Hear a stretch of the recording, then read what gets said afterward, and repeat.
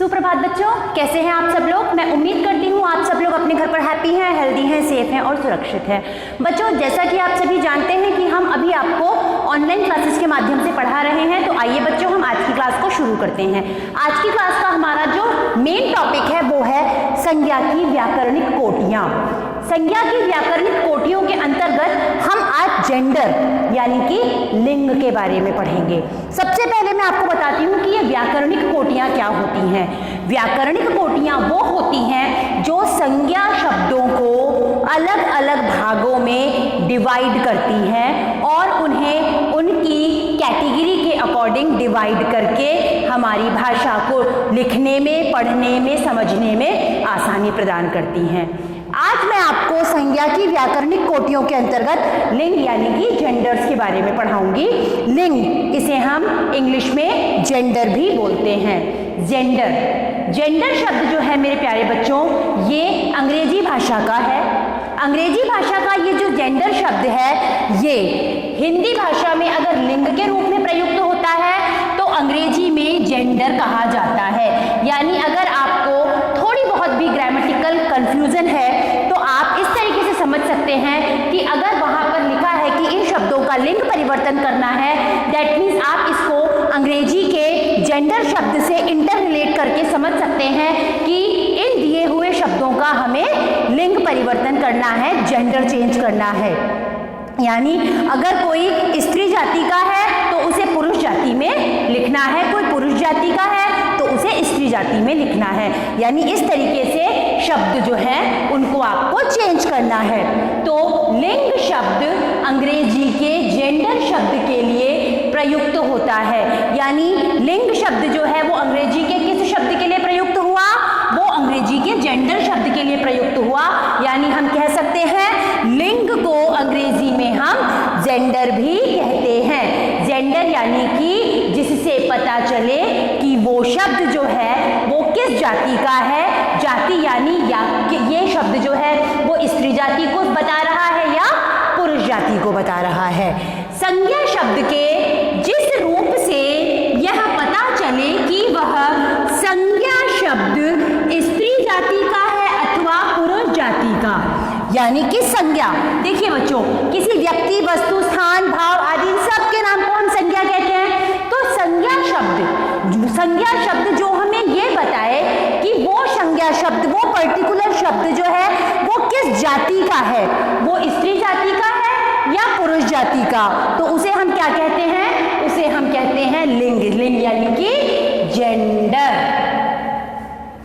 दोबारा से एक बार हम इसकी परिभाषा को रिवाइज करते हैं। संज्ञा शब्द के जिस रूप से यह पता चले कि वह संज्ञा शब्द स्त्री जाति का है अथवा पुरुष जाति का, उसे हम क्या कहते हैं? उसे हम लिंग कहते हैं, उसे हम जेंडर कहते हैं।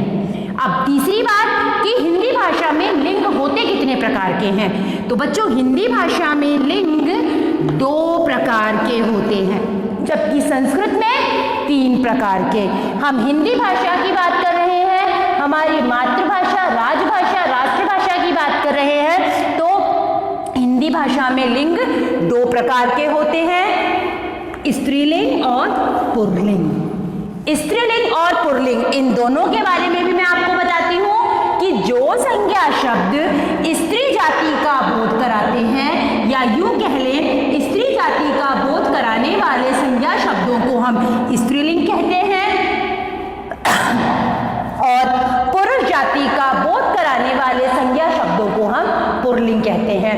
बच्चों, इसी का एक एक्सेप्शनल केस होता है कि कुछ संज्ञा शब्द ऐसे होते हैं जो स्त्री जाति में भी वैसे ही प्रयुक्त होते हैं जैसा उन्हें पुरुष जाति में किया जाता है, या यूं कह लें कि स्त्री और पुरुष जाति में same to same as it is वो प्रयुक्त होते हैं, पर उनकी क्रियाओं में परिवर्तन के आधार पर यह पता किया जाता है कि ये शब्द स्त्री जाति का है या पुरुष जाति का। जैसे डॉक्टर, इंजीनियर, अध्यापक, ये कुछ ऐसे शब्द होते हैं जो कि उभयलिंग कहलाते हैं। इनकी क्रिया में परिवर्तन करके ही स्त्री या पुरुष जाति के होने का पता लगाया जाता है।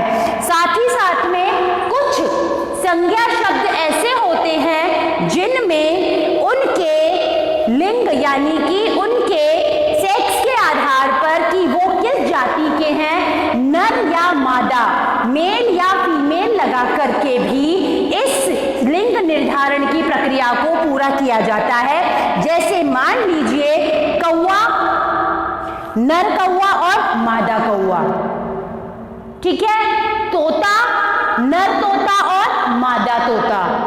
इसी प्रकार से बहुत सारे ऐसे शब्द होते हैं। लिंग संज्ञा का एक गुण है जिससे संज्ञा शब्द जो है वो निखर कर उभर कर सभी के सामने आता है। हिंदी का प्रत्येक संज्ञा शब्द, हिंदी का प्रत्येक संज्ञा शब्द या तो स्त्रीलिंग यानी स्त्री जाति का होता है या फिर पुल्लिंग यानी कि पुरुष जाति का होता है। कहने का तात्पर्य यही है मेरे प्यारे बच्चों कि लिंग निर्धारण की प्रक्रिया या यूं कह लें कि लिंग जो है वो प्रत्येक संज्ञा शब्द के लिए प्रयुक्त होता है, चाहे वो स्त्री जाति का हो या पुरुष जाति का। अगर स्त्री जाति का वो संज्ञा शब्द है तो वो स्त्रीलिंग हो जाता है, अगर वो शब्द संज्ञा शब्द पुरुष जाति का है तो वो पुल्लिंग कहलाता है। एक बार हम दोबारा से इसको रिवाइज करते हैं और फिर उसके बाद में हम लिंग किस प्रकार से परिवर्तित होते हैं इनके बारे में चर्चा कर लेंगे। सबसे पहले मैं आपको बताना चाहूंगी कि संज्ञा की व्याकरणिक कोटियां, व्याकरणिक कोटियों का मतलब संज्ञा को किस प्रकार से अलग अलग तरीके से डिवाइड किया जाता है। उसके अंतर्गत हम एक उप प्रकरण, एक सब टॉपिक पढ़ रहे हैं जो है लिंग यानी कि जेंडर। जेंडर लिंग शब्द अंग्रेजी के जेंडर शब्द से बना है, यानी लिंग शब्द अंग्रेजी के जेंडर शब्द के लिए प्रयुक्त होता है। लिंग की परिभाषा होगी संज्ञा शब्द के जिस रूप से यह पता चले कि वह संज्ञा शब्द स्त्री जाति का है या पुरुष जाति का। वो संज्ञा शब्द स्त्री जाति का है या पुरुष जाति का, उसे हम लिंग यानी कि जेंडर कहते हैं। हिंदी भाषा में दो प्रकार के लिंग होते हैं, पहला स्त्रीलिंग, दूसरा पुल्लिंग। स्त्रीलिंग वह लिंग का प्रकार है जिसके अंतर्गत हमें स्त्री जाति का बोध होता है, या सीधे सपाट शब्दों में कहें तो स्त्री जाति का बोध कराने वाले शब्दों को हम स्त्रीलिंग कहते हैं और पुरुष जाति का बोध कराने वाले शब्दों को हम पुल्लिंग कहते हैं। और वो शब्द जो स्त्री जाति में और पुरुष जाति में बिना किसी परिवर्तन के ऐसे ही प्रयुक्त होते हैं वो उभयलिंग कहलाते हैं। उनमें क्रिया के आधार पर, उनमें प्रयुक्त क्रिया के आधार पर उनके लिंग के बारे में हमें पता चलता है। लिंग संज्ञा का गुण है, यानी कि बिना लिंग के कोई भी संज्ञा निर्धारित नहीं हो सकती। हिंदी में प्रत्येक संज्ञा शब्द या तो स्त्रीलिंग यानी स्त्री जाति का होता है या फिर पुल्लिंग यानी कि पुरुष जाति का होता है। बच्चों देखिए, स्त्रीलिंग पुल्लिंग ये दो प्रकार के लिंग हैं जिनके लिंगों के जो ये दो भाग हैं।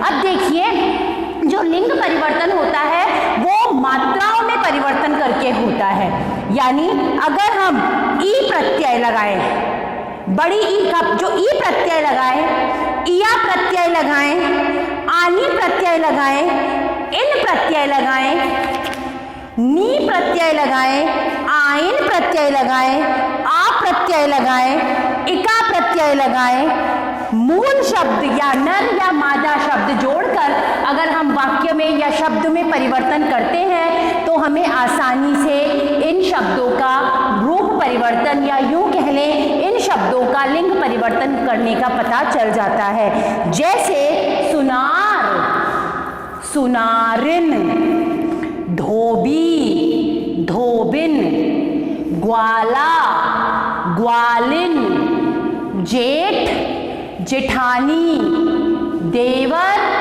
देवरानी, चूहा, चूहिया, शेर, शेरनी। ये कुछ शब्द हैं जिनमें प्रत्यय लगते हैं तो वो परिवर्तित हो जाते हैं।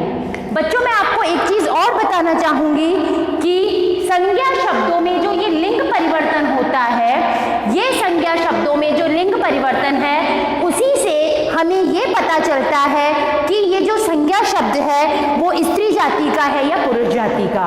अगर हम हिंदी भाषा में उचित क्रिया का प्रयोग करके अनुचित लिंग का या अनुचित जेंडर को पुट कर देंगे, अनुचित जेंडर को, मान लीजिए हमने क्रिया तो स्त्रीलिंग लगा दी और उसके साथ में हमने जो है पुल्लिंग का शब्द जोड़ दिया, संज्ञा शब्द, तो वो बैलेंस नहीं बन पाता।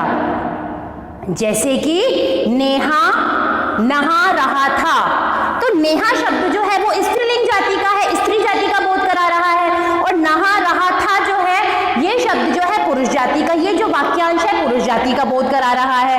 अब या तो हमें नेहा शब्द जो है उसको चेंज करना पड़ेगा, तो उसकी जगह मान लीजिए मैंने लिखा सुमित नहा रहा था, तो ये पूरा का पूरा जो सेंटेंस है वो पुल्लिंग जाति को डिनोट करता है। तो हमें बच्चों ये ध्यान रखना चाहिए कि कभी भी अगर हम वाक्य में किसी भी संज्ञा शब्द का प्रयोग कर रहे हैं तो उस समय पर हमें क्रिया का भी उचित ध्यान रखना चाहिए, जिससे लिखी हुई बात या कही हुई बात जो है वो सार्थक रूप में सबके सामने प्रयुक्त हो सके, प्रयोग में लाई जा सके।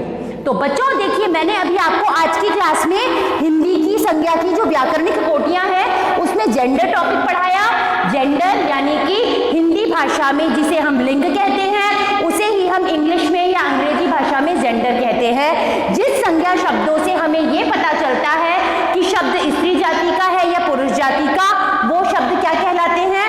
वो शब्द लिंग यानी कि संज्ञा के शब्द वो जेंडर कहलाते हैं। हिंदी भाषा में लिंग दो प्रकार के होते हैं, स्त्री जाति का बोध कराने वाले शब्द स्त्रीलिंग कहलाते हैं और पुरुष जाति का बोध कराने वाले शब्द पुल्लिंग कहलाते हैं।